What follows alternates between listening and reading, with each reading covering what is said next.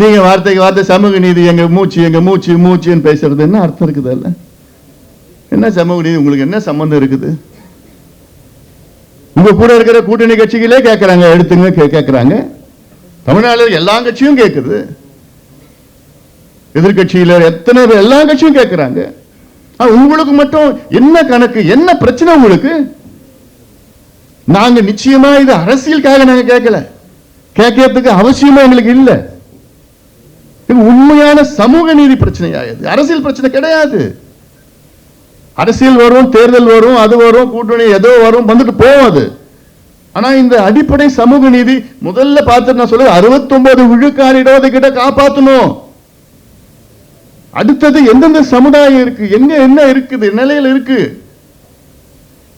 சில சமுதாயத்தில் பாத்தீங்கன்னா ஒரே ஒரு IAS IPS அதிகாரி கூட கிடையாது, ஒரு IAS IPS கூட கிடையாது. அப்போ என்ன சமூக நீதி கிடைக்குது? எவ்வளவு பெரிய சமுதாயங்கள் இருக்கிறாங்க. செக்ரட்டரி போஸ்டிங் யாரும் கிடையாதுங்க. டாக்டருங்க எத்தனை பேர் இருக்கிறாங்க சில சமுதாயத்தில்? இல்ல.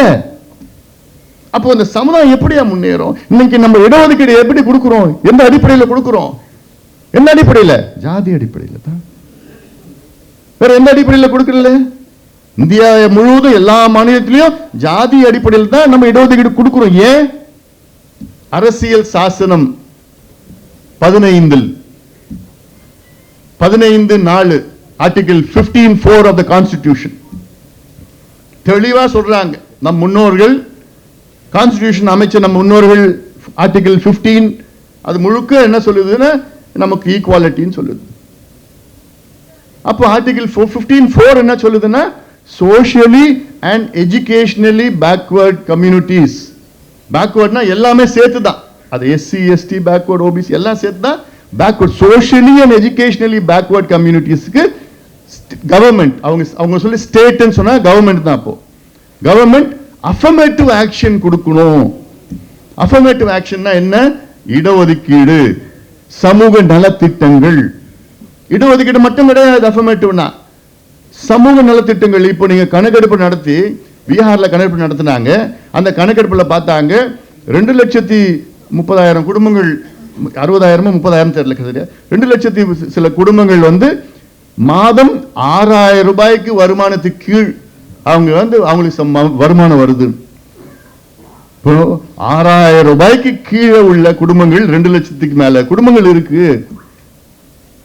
அப்ப அந்த 2,30,000 குடும்பங்களுக்கு அங்க முதலமைச்சர் என்ன பண்ணிருக்கிறாரு? கூடுதலா அந்த குடும்பத்திற்கு ஆண்டு ஒரு மாதம் ஒரு 10,000 ரூபாய் கொடுக்கணும். அதுல யார் படிக்கலையோ படிப்பு, இதெல்லாம் நல்ல திட்டங்கள், அஃபர்மேட்டிவ் ஆக்ஷன். இதுதான் நம்ம அரசியல் சாசனம் சொல்லுது. ஆனா இங்க முதலமைச்சர் அவரு இந்த கணக்கெடுப்பு நடத்த இவ்வளவு சீட்டு கேட்பாங்க இவங்க.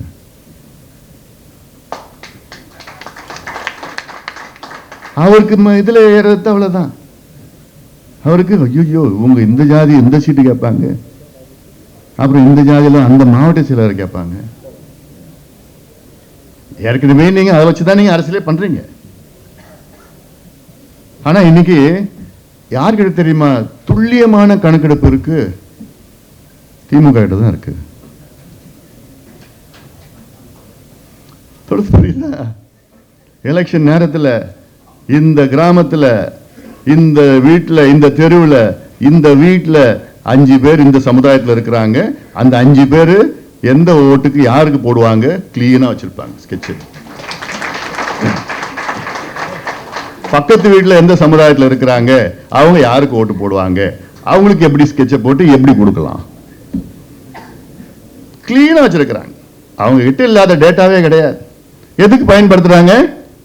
இடஒதுக்கீடுக்கா, முன்னேற்றுவதற்காக, ஓட்டுக்கு கொடுக்கிறதுக்கு இதெல்லாம் பண்றாங்க.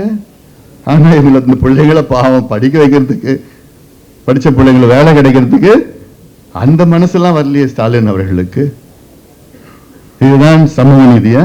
இதுதான் இவங்க பேச சமூக நீதியா? பாதகம் செய்பவரை கண்டால் நாம் பயம் கொள்ளலாகாது பாப்பா. மோதி மிதித்து விடு பாப்பா, அவர் முகத்தில் உமிழ்ந்து விடு பாப்பா. அண்மை செய்திகளை உடனுக்குடன் தெரிந்து கொள்ள இணைந்திருங்கள் எம் நாடு தொலைக்காட்சியுடன்.